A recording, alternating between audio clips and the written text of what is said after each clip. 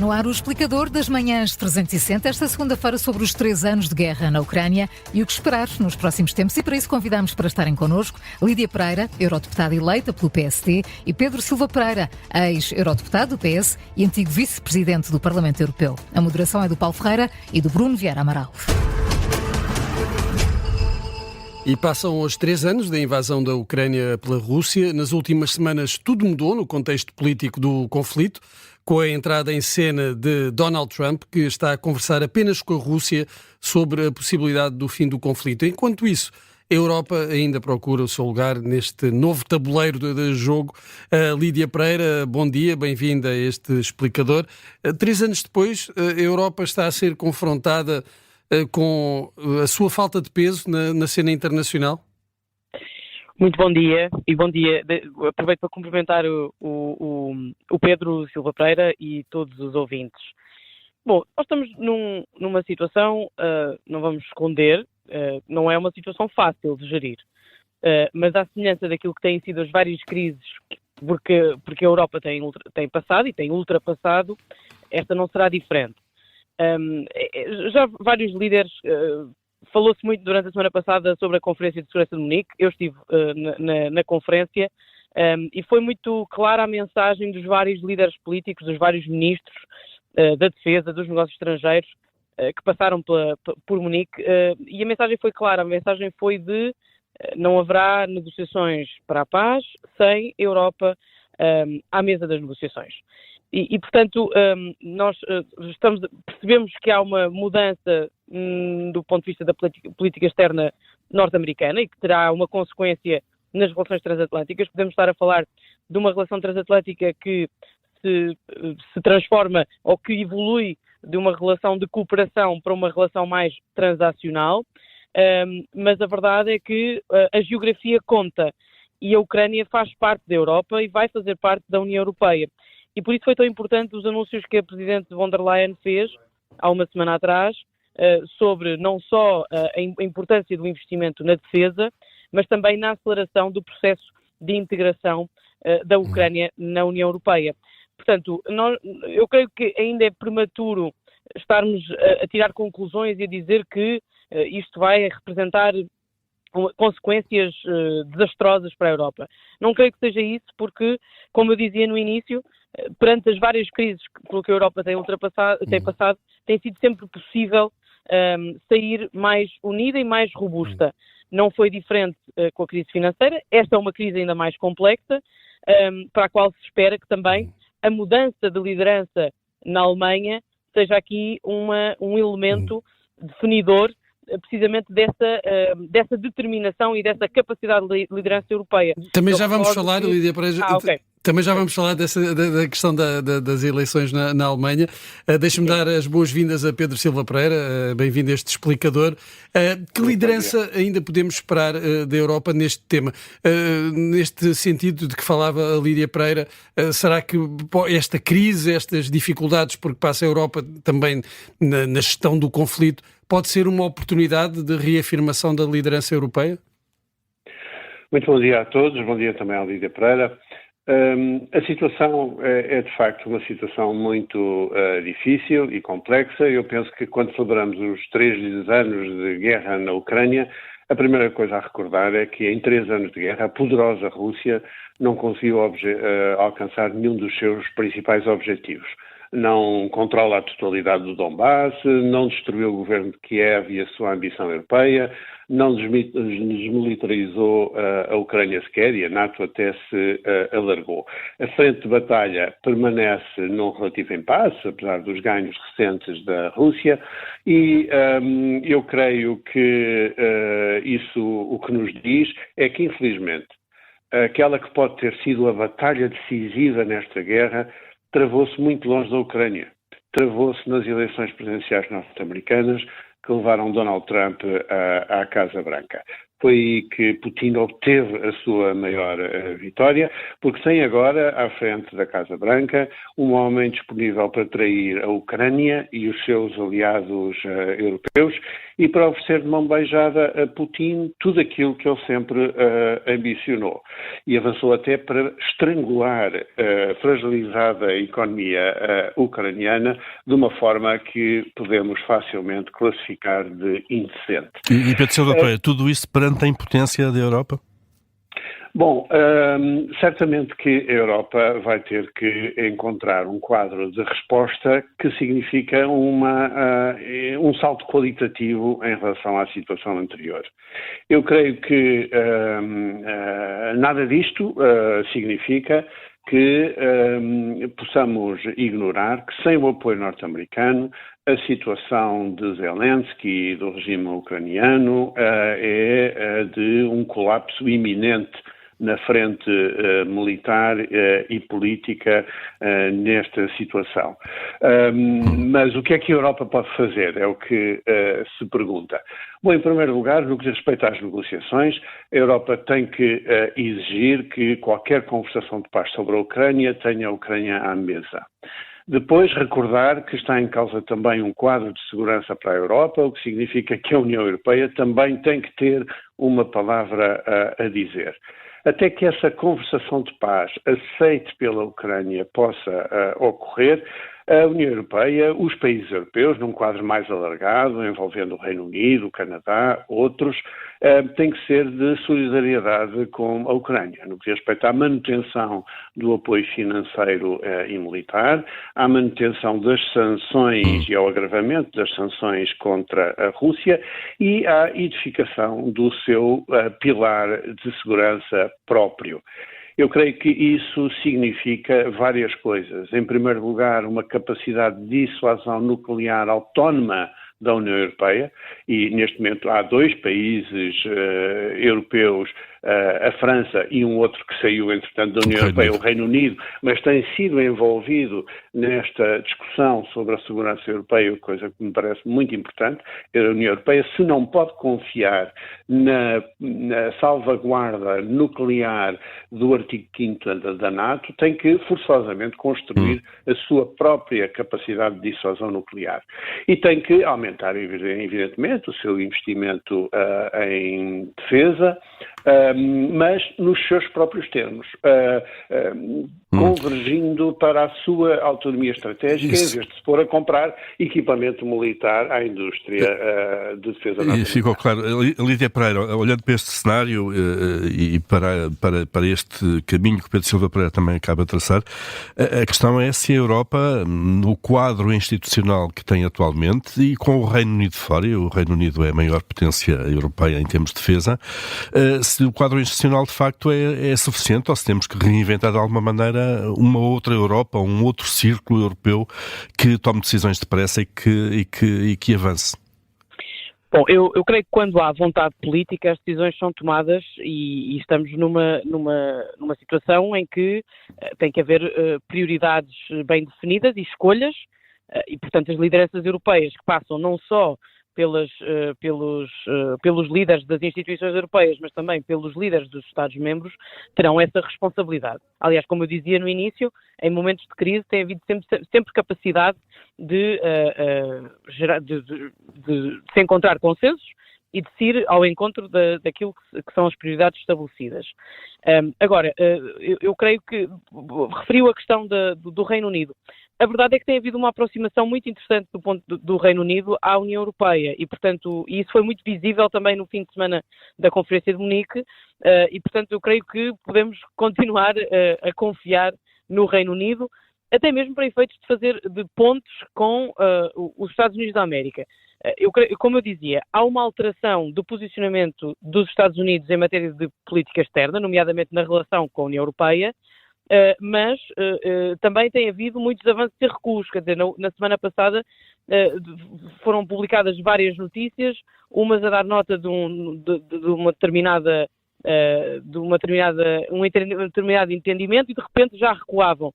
Portanto, eu creio que nós temos que confiar em primeira instância nos nossos parceiros europeus, na nossa capacidade de entregar resultados no domínio da defesa.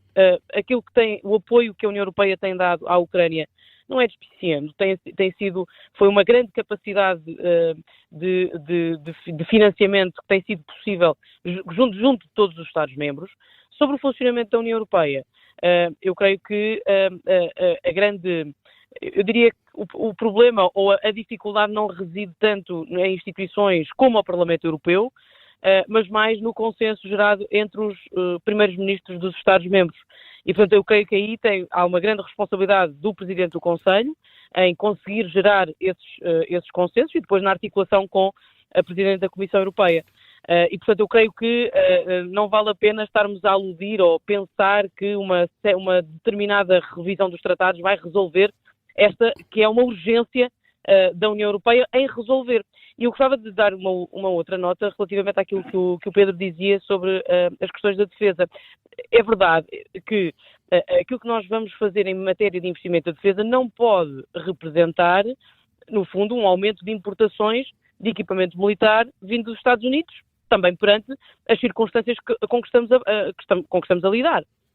E, portanto, tendo o desafio da competitividade, tendo o desafio do crescimento económico, também o investimento na indústria da defesa pode ser aqui um ponto relevante. Mas é possível encontrar uma resposta na indústria europeia a curto prazo para essas necessidades? A indústria europeia tem um grande valor, quer dizer, o material, o equipamento militar europeu compete por exemplo, com o equipamento americano. Qual é que é a nossa maior dificuldade? A nossa maior dificuldade são, de facto, os custos. Os custos de produção são bastante mais elevados do que, por exemplo, os custos americanos. E, portanto, é preciso resolver este aspecto. E depois nós temos, por exemplo, a indústria alemã é uma indústria que tem tem uma capacidade dupla. Portanto, se as prioridades estão agora elencadas e definidas, eu creio que vai haver resposta consequente com isso mesmo. Mas a dificuldade maior, neste momento, do ponto de vista da economia, são os custos energéticos e que tem sido um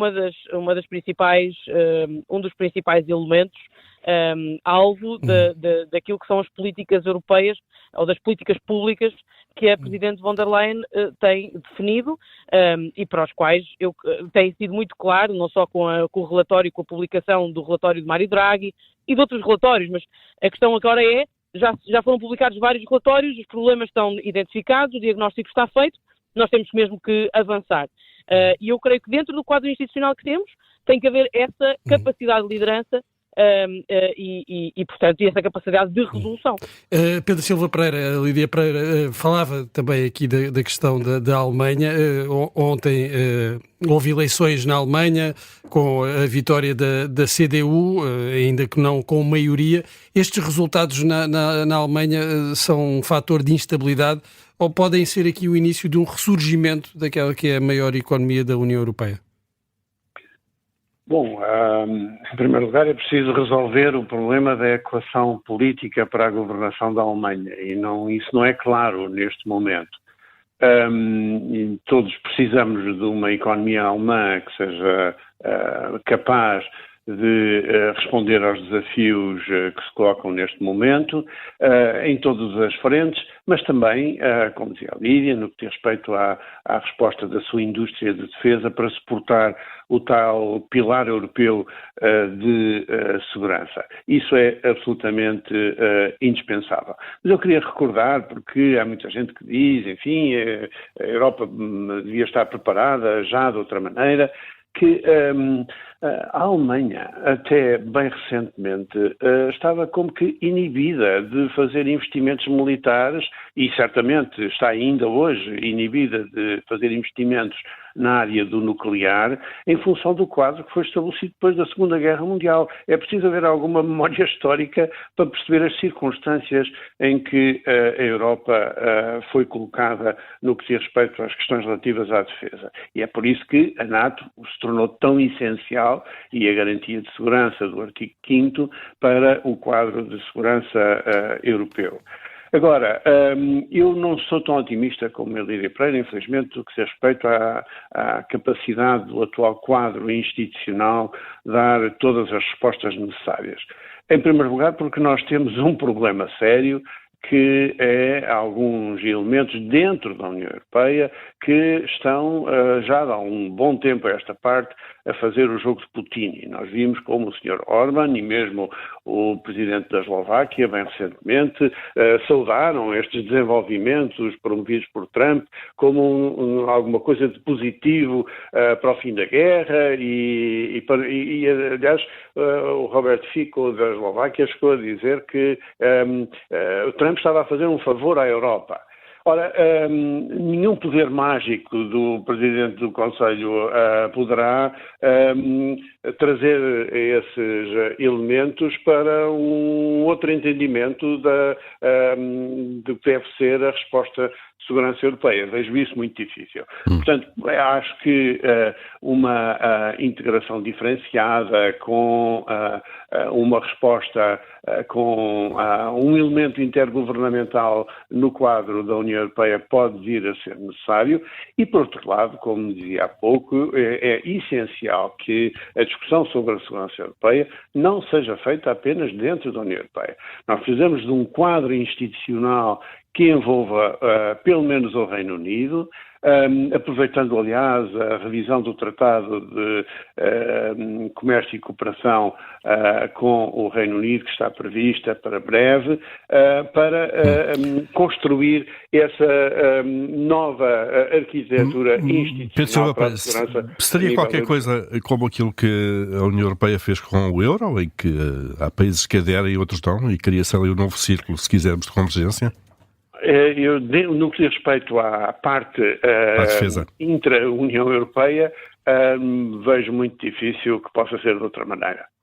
Porque é uma questão de vontade política e, portanto, faltando essa vontade política, em alguns países, sobretudo do leste europeu, mas não é seguro que sejam apenas esses, porque as implicações financeiras de tudo isso também mexem com algumas atitudes em relação à gestão orçamental que geram resistências.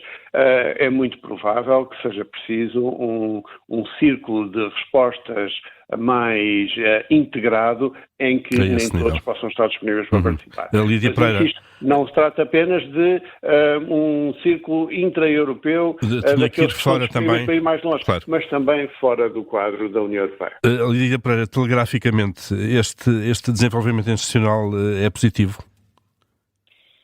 Quer dizer, eu acho precipitado estarmos com esse ângulo, porque nós temos que, para sermos mais eficazes, temos que trabalhar com aquilo que conhecemos e com aquilo que temos neste momento. Agora, não estou a dizer que o Pedro não tenha razão relativamente a alguns Estados-membros, e eles estão identificados no seu posicionamento relativamente a potências estrangeiras. No entanto, eu creio que é absolutamente essencial. Era isso que eu aludia quando dizia que é importante que ou vai haver uma importância maior dos líderes europeus, e por aí posso até concordar com o Pedro quando refere esta capacidade de acordos intergovernamentais. Eu recordo que isso também foi a base de muitas soluções durante a crise financeira, e portanto pode ser evidentemente revisitado. No entanto, eu creio que esta mudança de liderança na Alemanha também vai ser gerador de, ondas de choque na Europa Central e de Leste. Não é só na Europa como um todo, mas eu creio que vai existir essa consequência, e pode ser positivo, porque eu não me furto a fazer esta crítica. Mesmo para terminar, Lídia Pereira, por favor. Porque senti na pele, enquanto deputada, nos últimos 5 anos no Parlamento Europeu, a ausência, em muitas ocasiões, da Alemanha, não só da Alemanha Olaf Scholz, mas também dos colegas alemães no Parlamento Europeu, que muitas vezes estavam quase nas mãos do Partido dos Verdes. E, portanto, eu creio que esta mudança de política e esta mudança de liderança para Friedrich Merz vai trazer mais determinação à Alemanha, mais uma voz no centro das decisões políticas destas crises institucionais e destas crises internacionais porque estamos a passar. E, portanto, eu nesse aspecto estou otimista e concordo parcialmente com aquilo que o Pedro alude sobre a possibilidade de maior intergovernamentalismo para resolver a crise que temos a braços. Muito bem, vamos acompanhar seguramente nos próximos tempos também o desenvolvimento de todos estes temas. Lídia Pereira, Pedro Silva Pereira, obrigado a ambos pela presença neste explicador. Bom dia, boa semana. Obrigada, bom dia. Bom dia, obrigado.